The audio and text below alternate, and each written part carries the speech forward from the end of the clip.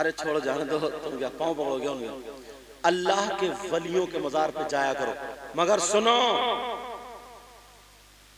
मर्दों का जाना जायज है, अहनाफ के नजदीक औरतों का मज़ारात पे जाना जायज नहीं।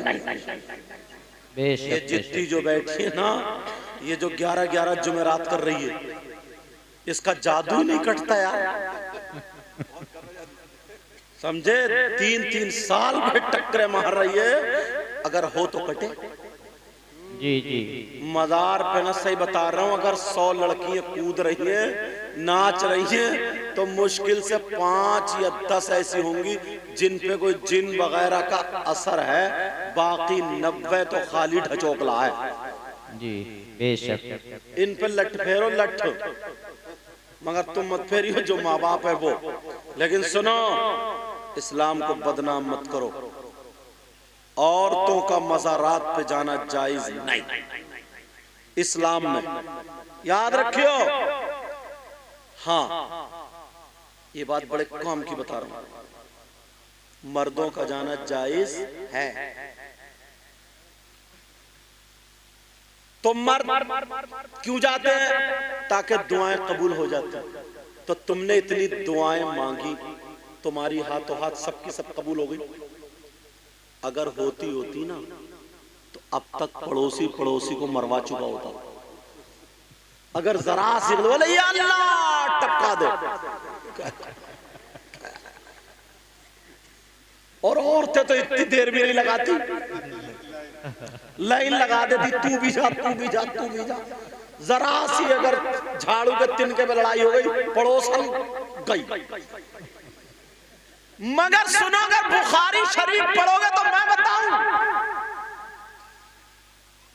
बुखारी शरीफ में बाब है, बाबु दुआ, अगर आप पढ़ोगे तो उसमें हदीस यही मिलेगी, जो भी दुआ मांगते हो अल्लाह की बारगाह में या मांगती है, दुआ तुम्हारी कबूल होती है। जो तुम्हारे हक में बेहतर होता, अगर बेहतर होता तो अल्लाह उसी वक्त रिजल्ट दे देता, और अगर बेहतर नहीं होता तो महफूज करके रोक लेता।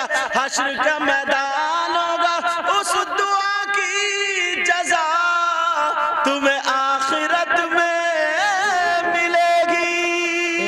सुभान अल्लाह, सुभान अल्लाह, हक है, सुभान अल्लाह। ये तो मैंने इल्म वालों के लिए बात बता दी। अब सुनो, तुम चाहते हो तुम्हारी दुआ कबूल हो जाए, चाहते हो ना?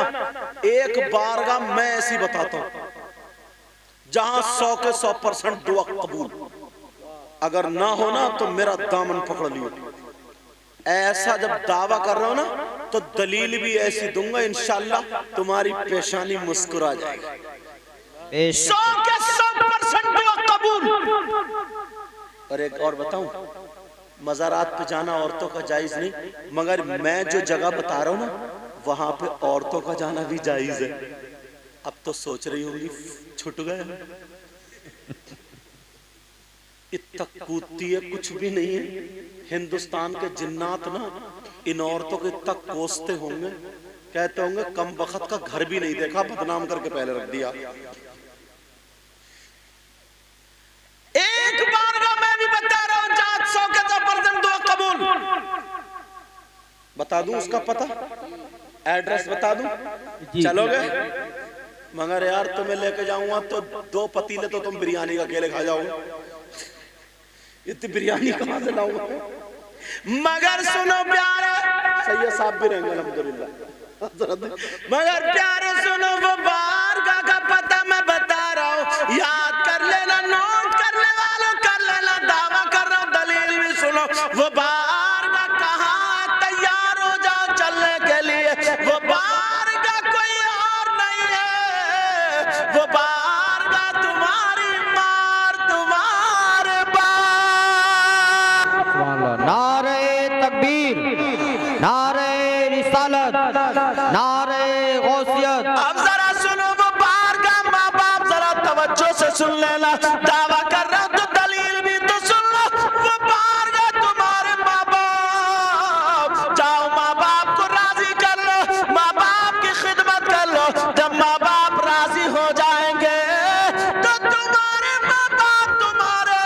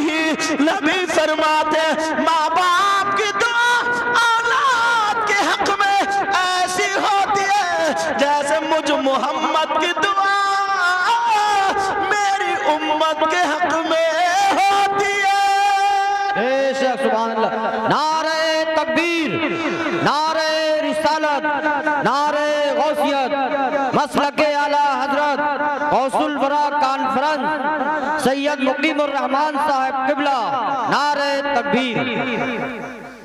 बेशक सुभान अल्लाह। नबी फरमाते हैं, मैंने कहा ना दावा कर रहा तो दलील भी ऐसी दूंगा कांटे से नहीं कटेगी।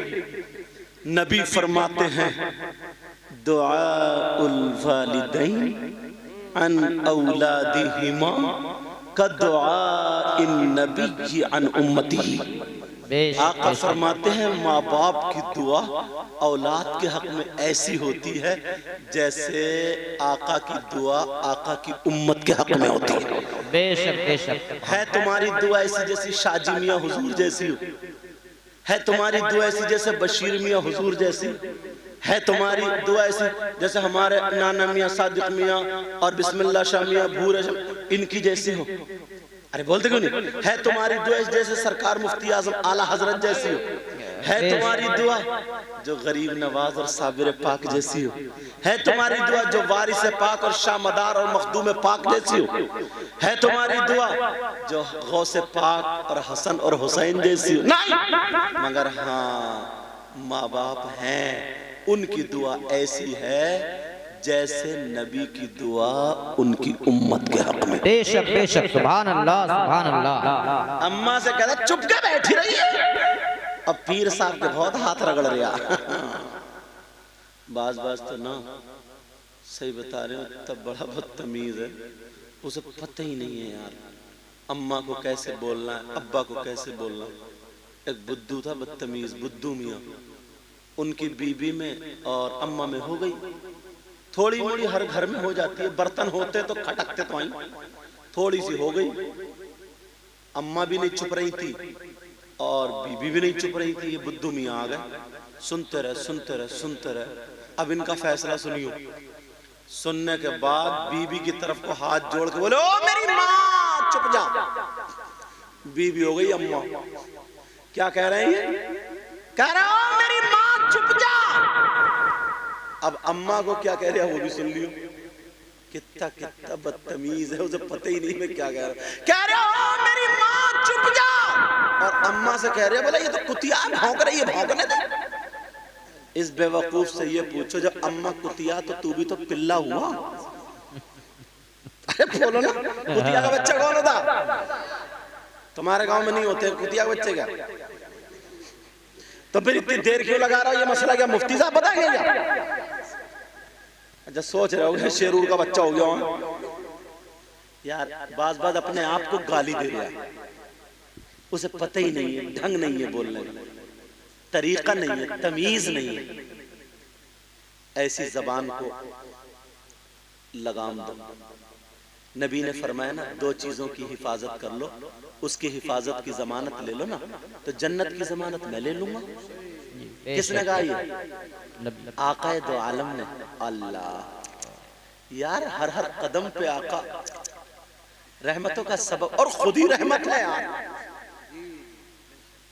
आका ने फरमाया हाँ अब पियो चाय।